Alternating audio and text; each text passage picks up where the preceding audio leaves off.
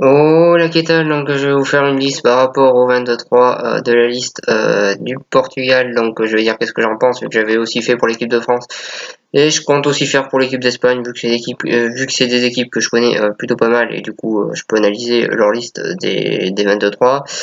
Donc on va commencer tout de suite par les gardiens, donc Lopez, Beto et Rui Patricio. Donc là j'ai pas grand chose à dire vu que c'était prévisible à l'avance et surtout que j'ai pas c'est pas vraiment une surprise. Ensuite, juste une seule chose à dire, c'est que Rui Patricio pour moi est un gardien un petit peu sous-coté qui est vraiment très très bon depuis quelques années, qui fait des très très bonnes performances, qui aurait pu partir en Angleterre en 2016, mais malheureusement pour lui il a été retenu dans son club. Je dis malheureusement pour lui parce que ça lui aurait permis d'être un petit peu plus connu, mais ça reste quand même un très très bon gardien, un petit peu sous-coté. Donc voilà, je tenais juste à dire ça sur les gardiens. Ensuite en défense centrale, Bruno Alves, Fonte, Pep et Ruben Diaz. Donc je pense que la sélection s'est jouée entre Bruno Alves et Rolando. Donc je pense que ce qui a penché du côté de Bruno Alves, c'est qu'il est dans la sélection depuis beaucoup plus de temps que Rolando. Et surtout que Rolando, le dernier match amical que le Portugal a joué et a perdu lamentablement 3-0, sans avoir réellement d'envie de jouer. Je pense que ça a joué en défaveur de Rolando, vu que Rolando sur ce match-là a été assez mauvais. Et je pense que c'est ça qui a penché dans la balance pour Bruno Alves. Ensuite, je pense que en défense centrale, les titulaires seront bien sûr Pep et Ruben Diaz, qui est un jeune défenseur du Benfica qui est pas mal, qui progresse beaucoup depuis quelques temps. Et je pense qu'à l'heure actuelle, il est même au-dessus de Fonte, même si Fonte fait des bons matchs quand il est en sélection. Je pense que Ruben Diaz à l'heure actuelle est au-dessus et mérite d'être titulaire. Donc voilà sur ça. Ensuite, défenseur gauche, Mario Rui du Napoli et Guerrero. Donc là, il y a du beau monde à gauche quand même. Euh, donc voilà, il y a deux bons joueurs, notamment Guerrero qui est très bien installé dans cette équipe portugaise, même s'il a été blessé, pratiquement toute la saison avec Dortmund. Ça reste quand même un joueur bien installé dans cette sélection. Et je pense qu'il fera des bons matchs.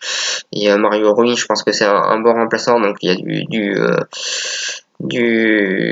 beau monde, il y a du beau monde du côté des latérales gauche portugais.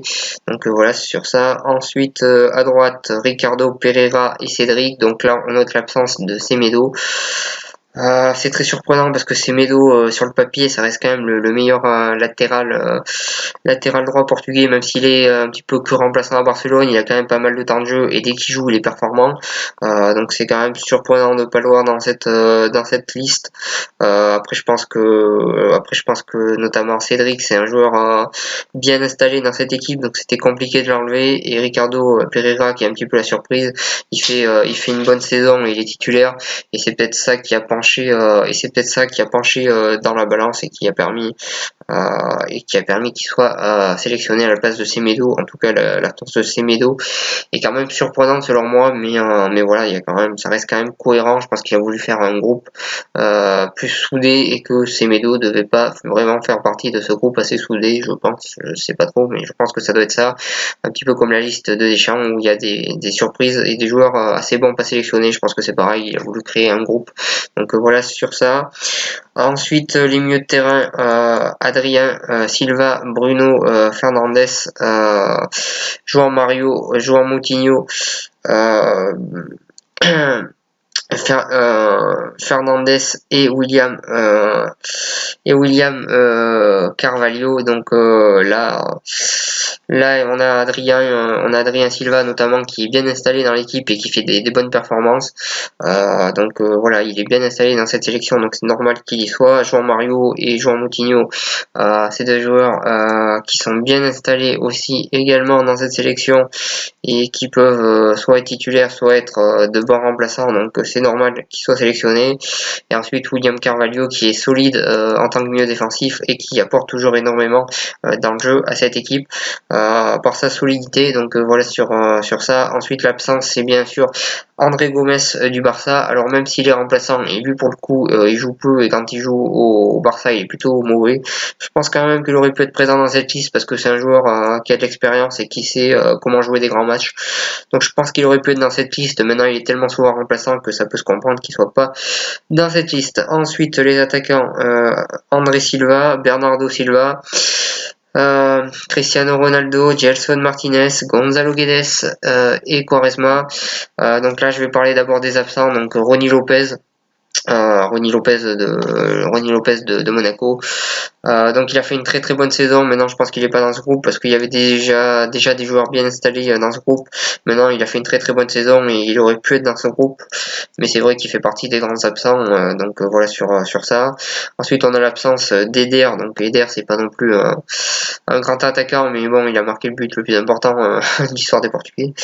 Donc voilà, il est pas dans cette liste. Je pense que le fait qu'il soit pas dans cette liste, c'est que André Silva joue très très bien avec Ronaldo, il s'entend très très bien sur le terrain avec lui. Je pense que c'est ça qui a pesé dans la balance. Maintenant Eder a fait une saison très moyenne, mais André Silva a fait une saison catastrophique avec le Milan AC. Donc voilà sur ça, mais je pense que ça a pesé dans la balance. Le fait qu'il joue bien avec Ronaldo. Ensuite Bernardo Silva, il est un petit peu remplaçant cette année avec Manchester City, un petit peu beaucoup, mais je pense que ça reste quand même un joueur très très agréable à avoir joué quand il joue à Monaco. J'aimais bien ce joueur. Maintenant c'est dommage qu'il soit que remplaçant à Manchester City. Maintenant il y a tellement de joueurs au même poste à Manchester City qui en plus ont plus ou moins tous le même niveau que c'est compliqué d'être titulaire dans cette équipe là. Donc voilà, ça reste quand même un très bon joueur qui peut apporter dans cet effectif.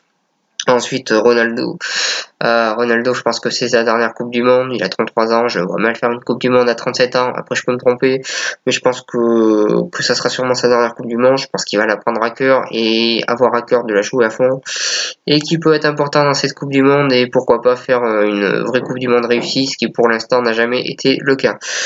Ensuite, Gelson Martinez, un joueur très talentueux, très rapide et très technique, qui à mon avis, s'il rentre à 20 minutes, un quart d'heure de la fin, peut faire énormément de mal aux défenses adverses qui vont sûrement être fatiguées, et ça peut être pas mal pour la sélection. Ensuite, Gonzalo Guedes, il a fait une très bonne saison au passage avec Valence. J'espère qu'il va rester dans cette équipe parce que cette équipe-là compte sur lui, et il a vraiment une place dans cette équipe-là, ce qui n'est absolument pas le cas avec le PSG, donc j'espère qu'il restera dans cette équipe-là. Donc c'est un bon joueur, il mérite sa sélection, il peut être important aussi dans cet effectif. Donc voilà, sur ça, pas grand chose d'autre à dire, il mérite selon moi sa sélection. Ensuite Quaresma, je pense qu'il va leur servir de joker de luxe comme d'habitude, et voilà sur ça. Et voilà sur cette équipe là. Donc je crois que j'ai oublié de parler de l'absence de Nani. Nani qui fait une saison assez catastrophique, Nani qui pour moi est un talent gâché, vu que pour moi il avait le talent pour devenir un des meilleurs joueurs du monde. Malheureusement pour lui ça n'a jamais été le cas, et voilà sur ça, c'est dommage pour lui d'ailleurs. Donc voilà sur ça, cette sélection, je pense, pour dire ce que je pense sur cette sélection, je pense qu'elle peut aller loin parce qu'elle a un groupe qui est en confiance, et un groupe et une tactique de jeu qui est très compliquée à jouer, même si tout le monde la connaît maintenant, elle reste quand même compliquée. Donc je pense qu'ils peuvent aller loin. Bien sûr je vais pas être très original, je les vois pas du tout gagner la Coupe du Monde, mais je pense qu'ils peuvent aller loin, et cette équipe en tout cas a un groupe assez soudé sur le terrain, et en tout cas une tactique, comme j'ai dit, compliquée à jouer, et aller en confiance, donc je pense qu'elle peut aller loin dans cette Coupe du Monde. Après c'est que mon avis, mais je pense vraiment qu'elle peut aller loin dans cette Coupe du Monde. Et voilà sur ça. Donc voilà sur cette vidéo. Si vous avez aimé, n'hésitez pas à partager, à cliquer j'aime et à en parler autour de vous, et moi je vous souhaite une bonne continuation.